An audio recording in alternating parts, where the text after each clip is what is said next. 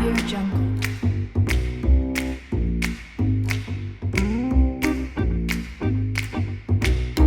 Ketika kita mendiskusikan tentang jalannya dakwah di tanah Jawa, di Nusantara, mesti kita tidak akan melewatkan tentang tokoh yang bernama Syekh Ibrahim Asmorokondi. Beliau merupakan seorang pendakwah yang fokus di Ratuban, pesisir tanah Jawa.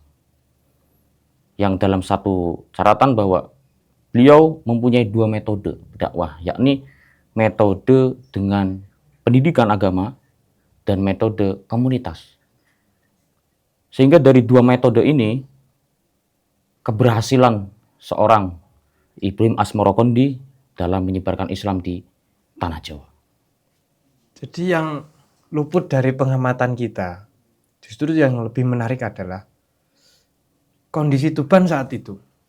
Tuban merupakan pelabuhan besar, tempat di mana orang keluar masuk.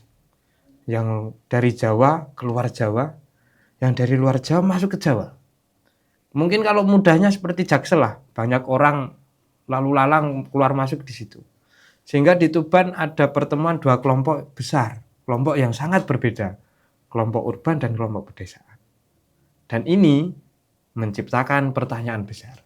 Bagaimana Syekh Ibrahim Asmorokondi merealisasikan dakwahnya, padahal saat itu yang dihadapi adalah dua kelompok yang berbeda, kelompok urban dan kelompok pedesaan. Dalam sebuah kajian sejarah, bahwa sebelum Syekh Ibrahim Asmorokondi datang ke Tuban, beliau belajar kepada para wali, belajar kepada tokoh-tokoh besar di zaman itu. Kemudian setelah beliau datang ke Tuban, beliau membaca strategi apakah yang tepat untuk bisa dipraktekkan di sana dengan dua kutub berbeda sosio masyarakat. Akhirnya beliau menyimpulkan bahwa pendidikan secara nyata, pendidikan secara real di tengah masyarakat tanpa membangun sebuah lembaga sosial, lembaga pendidikan seperti pesantren. Hal itulah yang menjadi titik kenapa beliau bisa diterima di masyarakat, yaitu masyarakat Tuban di zaman itu. Nah, hal ini, pendekatan seperti ini yang dilakukan oleh Syekh Ibrahim Asmorokondi merupakan pendekatan community embedded learning, yang mana pendakwah langsung berinteraksi dengan masyarakat, sehingga ini terjalin hubungan secara langsung, dan itu yang dilakukan oleh Syekh Ibrahim Asmorokondi. Namun dari kritik para formalis tentang metode dakwah atau pendidikan, metode pendidikan lebih tepatnya, bahwa ketika sebuah pendidikan tanpa dibentuk selembaga, contoh lembaga pesantren atau lembaga sekolah, itu lebih baik, lebih efektif dibanding sebuah dakwah atau metode pendidikan dengan cara praktik nyata di masyarakat. Tentu teori dianggap berhasil, teori dianggap gagal itu melihat hasil. Apa yang dilakukan oleh Syekh Ibrahim Asmorokondi menggunakan kultur embedded menciptakan kohesi sosial.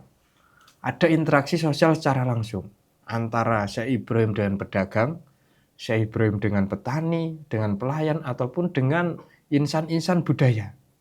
Sehingga dengan jalinan komunikasi seperti ini yang sudah terjalin, Syekh Ibrahim Asmorokondi tidak perlu membuka meja majelis taklim, tidak perlu mengucapkan ayat Al-Quran, tidak perlu mengucapkan satu hadis. Orang bisa langsung melihat, oh ternyata ini yang benar, ini yang salah. Dan itu berhasil menciptakan komunitas yang berbasis Islam. Nah, sehingga mungkin kalau saya simpulkan lebih simpel bahwa praktek yang dilaksanakan oleh Ibrahim Asmorokondi seperti halnya kata-kata bijak Arab yang berbunyi lisanul hal khairun min lisanil maqal. Ketika sebuah pengajaran dengan praktek real itu lebih sistematis, lebih baik daripada dengan cara suara yang lantang. Tentu hal tersebut menjadi poin plus dari model dakwah yang dilakukan oleh Syekh Ibrahim Asmorokondi. Kedekatan secara langsung tanpa menyinggung satu orang, tanpa orang merasa dituturi, tanpa merasa orang diingatkan, baik itu kelompok urban atau kelompok pedesaan, bisa secara langsung melihat bagaimana yang benar, bagaimana yang salah, hal itu justru lebih mengena di hati masyarakat. Itulah yang dilakukan Syekh Ibrahim Asmara Kondi. Wis, Kak, yo. Oke.